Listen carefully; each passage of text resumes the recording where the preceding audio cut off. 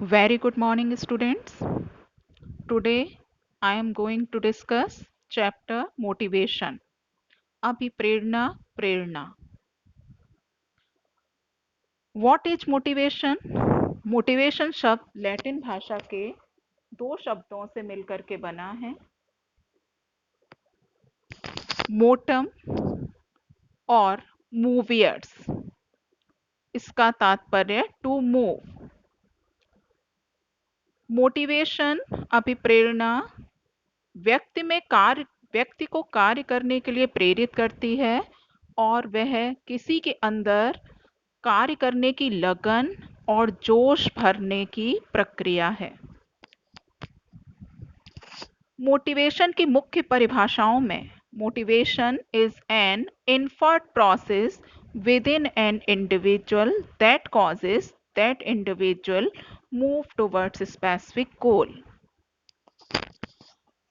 Motivation inferred process है within an individual. एक व्यक्ति के अंदर की आंतरिक इच्छा शक्ति है जो कि उसे जीवन के मुख्य लक्ष्यों की ओर गति प्रदान करने की को प्रेरित करती है.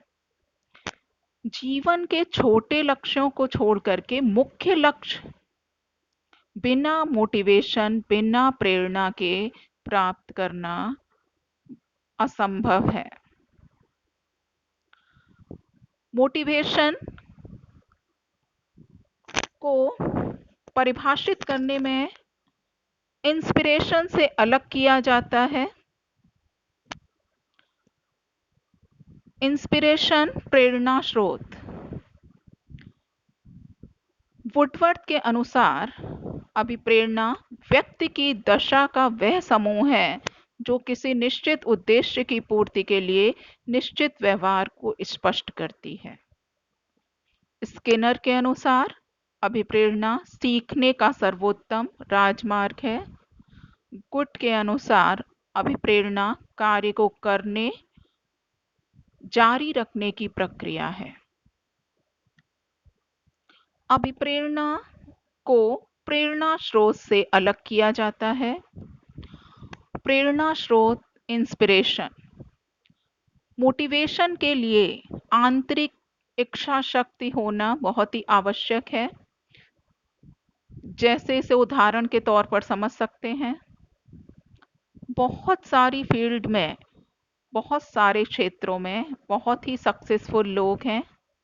जैसे क्रिकेट की फील्ड में बहुत ही सक्सेसफुल क्रिकेटर्स हैं. विराट कोहली, उनके पास सब कुछ है, नेम फेम मनी.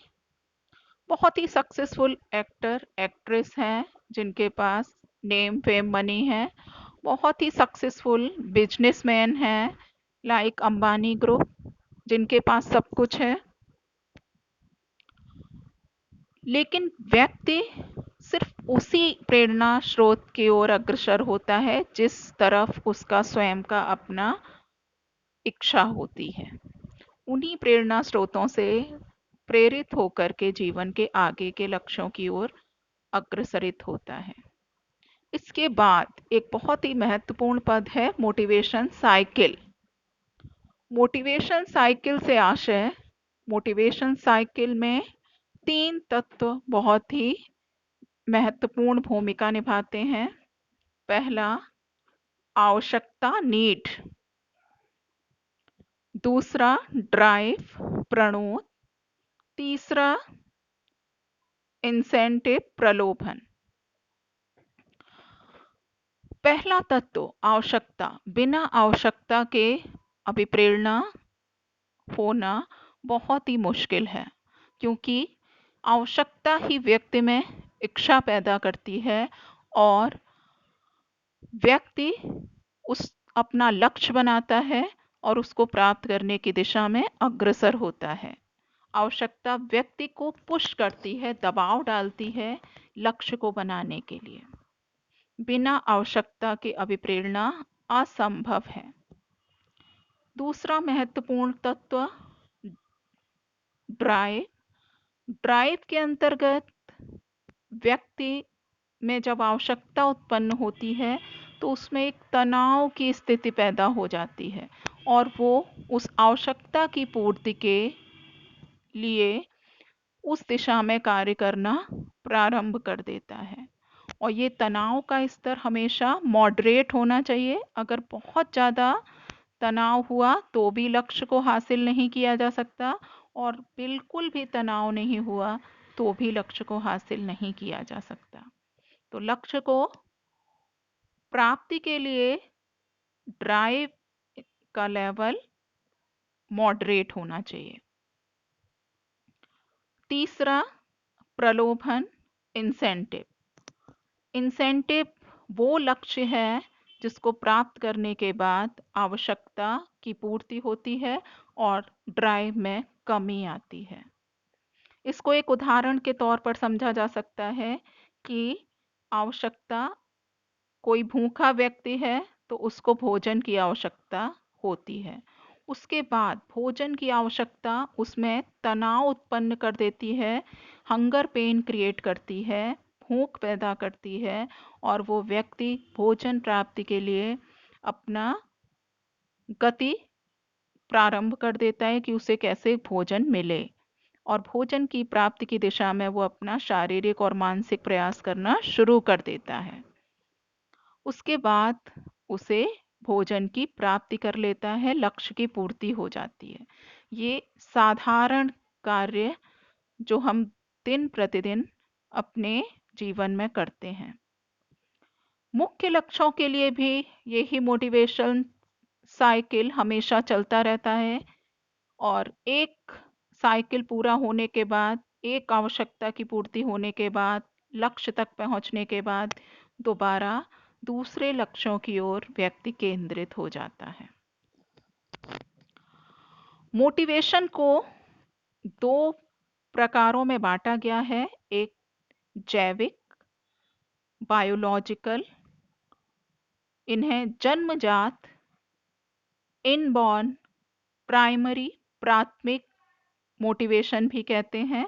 और दूसरा एक्वायर्ड मोटिवेशन या अर्जित मोटिवेशन, अभिप्रेरक, सोशल मोटिव्स, सामाजिक अभिप्रेरक कहा जाता है, जो कि व्यक्ति अपने जीवन में अपने अनुभवों से प्राप्त करता है। जैविक, जन्मजात, प्राइमरी अभिप्रेरकों में वो अभिप्रेरक आते हैं जो हमारे शरीर में आवश्यकता उत्पन्न करते हैं, जिनमें भूख, प्यास, नींद, एलिमिनेशन इत्यादि है। भूख भूख एक जैविक अभिप्रेरक है जो व्यक्ति में आवश्यकता उत्पन्न करता है। बहुत सारे जैविक बायोलॉजिस्ट हैं, उन्होंने ये पाया कि आमाशय में संकुचन होने से व्यक्ति में हंगर पेन होता है और उसको भूख लगती है। और ये बहुत ही बड़ा अभिप्रेरक है, आवश्यकता है। एक व्यक्ति की एक सबसे महत्वपूर्ण आवश्यकता है, फंडामेंटल नीड है, जो कि जीवन में लक्ष्यों को निर्धारित करने में अपना महत्वपूर्ण योगदान करती है। दूसरा प्यास, प्यास, थर्स्ट, गले के सूखने से प्यास का अनुभव होता है, जो कि एक प्यासा व्यक्ति है, पानी उसकी बहुत ही नेसेसिटी है।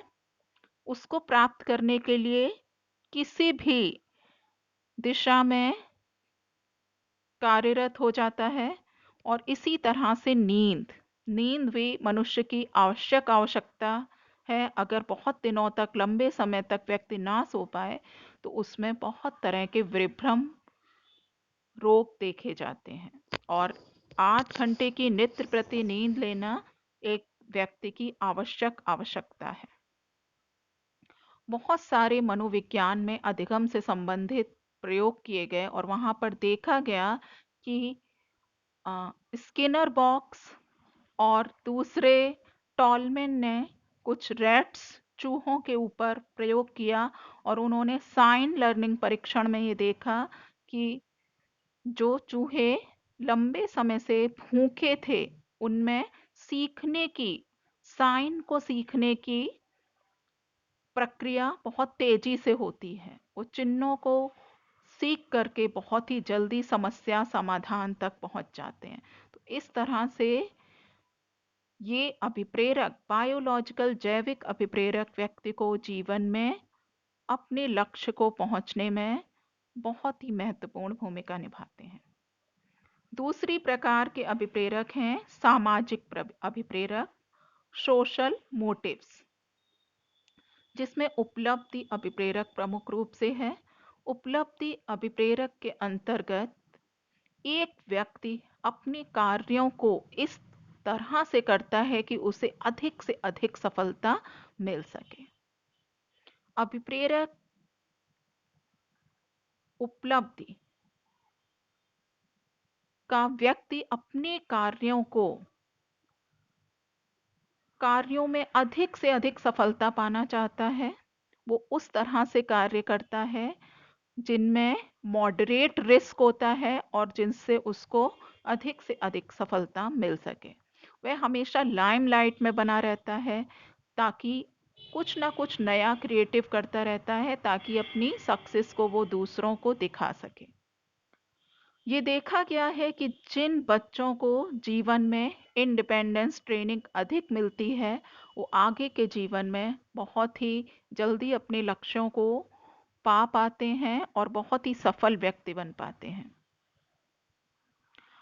इस तरह के व्यक्ति एक लक्ष्य को पाने पर वो पूर्णतः संतुष्ट नहीं होते और आगे की तरफ हमेशा अग्रसित रहते हैं। फॉर एग्जाम्पल, एक स्टूडेंट है जो 90% मार्क्स लाने के बाद भी उसे कहीं ना कहीं लगता है कि मेरे मार्क्स और भी अच्छे आने चाहिए थे। तो ये उसके अंदर उपलब्ध अभिप्रेरक को दिखाता है और इस तरह के व्यक्ति जीवन में हमेशा एक लक्ष्य को पाने के बाद निरंतर प्रगति की दिशा में चलते रहते हैं और जीवन में कभी असफल नहीं होते हैं। दूसरा सामाजिक अभिप्रेरक एफिलिएशन संबंधन। एफिलिएशन जिन लोगों में ज़्यादा होता है अभिप्रेरक, वो लोग समूह में रहने में बहुत ही ज़्यादा रुचि दिखाते हैं। ये ह्यूमन टेंडेंसी भी होती है कि वो समूह में रहना पसंद करते हैं और इस तरह के लोग बहुत ही अच्छे सामाजिक कार्यकर्ता और जीवन में अपने लक्ष्यों में पब्लिक डीलिंग से ह्यूमन रिलेशन से रिलेटेड जितने भी व्यवसाय हैं उनमें बहुत ही ज़्यादा अधिक से अधिक सफलता अर्जित करते हैं। उसके बाद जिज्ञासा। जिज्ञासा से अभिप्रेरित व्यक्ति हमेशा कुछ न कुछ नया खोजता रहता है और जिज्ञासु व्यक्ति बहुत ही क्रिएटिव होता है। नई नई जिज्ञासा पूरी करने के लिए नए से नए चीज़ों का सृजन करने की ओर अग्रसर रहता है। तीसरा जिज्ञासा हो गया। नेक्स्ट है शक्ति, पावर। पावर, शक्ति बहुत ही महत्वपूर्ण अभिप्रेरक है और जिन लोगों में ये देखा गया है कि जीवन में पोजीशन और पावर की महत्वपूर्ण आवश्यकता होती है, वो जीवन के बहुत ही उच्च पदों पर अग्रसित होते हैं। ये देखा गया है कि 4 टाइप के जॉब्स हैं, क्लास 1, क्लास 2, क्लास 3 एंड 4। तो जिन लोगों में पोजीशन और पावर एक्वायर करने की, पाने की इच्छा शक्ति होती है, वो लोग क्लास 1 जॉब तक के लिए अपना पूरी की पूरी एनर्जी, जितना भी उनके अंदर आंतरिक और शारीरिक पोटेंशियल है, वो पूरा का पूरा उसमें लगा देते हैं और जीवन के लक्ष्यों पर अपनी विजय प्राप्त करते हैं।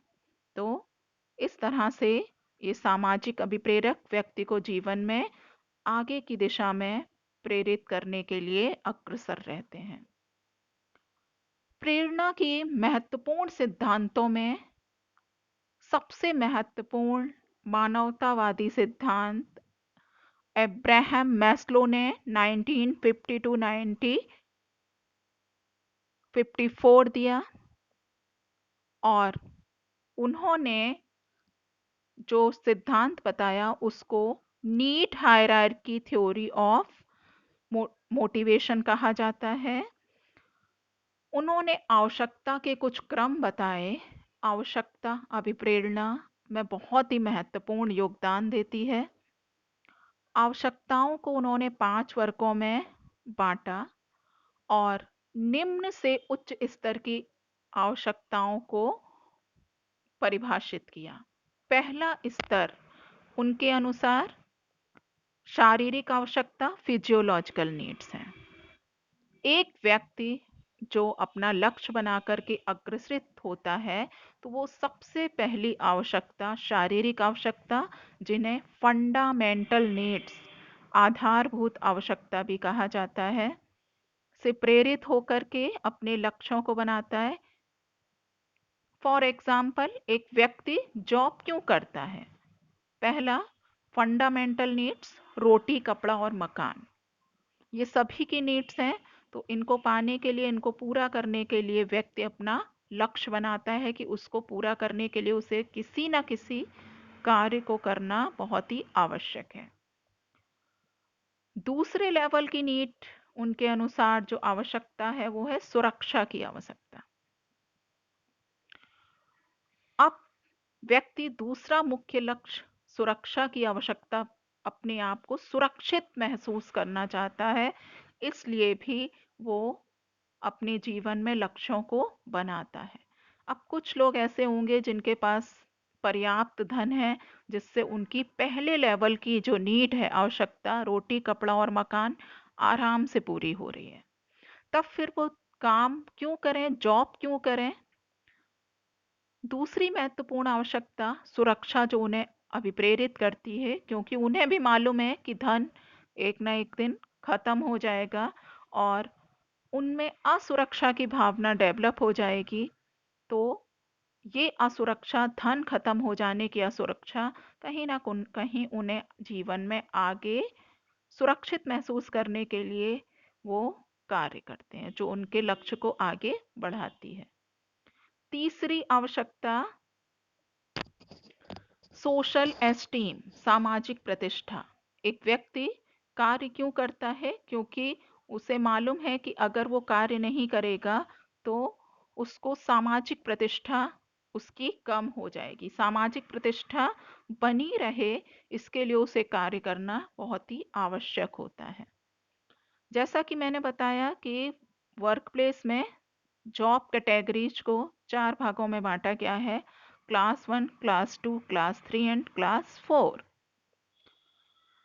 अगर आपके फैमिली स्टेटस में लोग क्लास 3, आपके फादर, आपकी फैमिली मेंबर्स क्लास 3 जॉब में हैं, तो कहीं ना कहीं आपको भी ये कार्य करने के लिए प्रेरित करती है कि आपको भी कम से कम क्लास 3 तक के लेवल का जॉब एक्वायर करना है, क्योंकि अगर इससे कम करेंगे तो आपकी सामाजिक प्रतिष्ठा कम हो जाएगी और कहीं ना कहीं वो लेवल, वो लक्ष्य आपको मेंटेन करके रखना होता है, जो आपको अभिप्रेरित करता है अपने लक्ष्य की तरफ।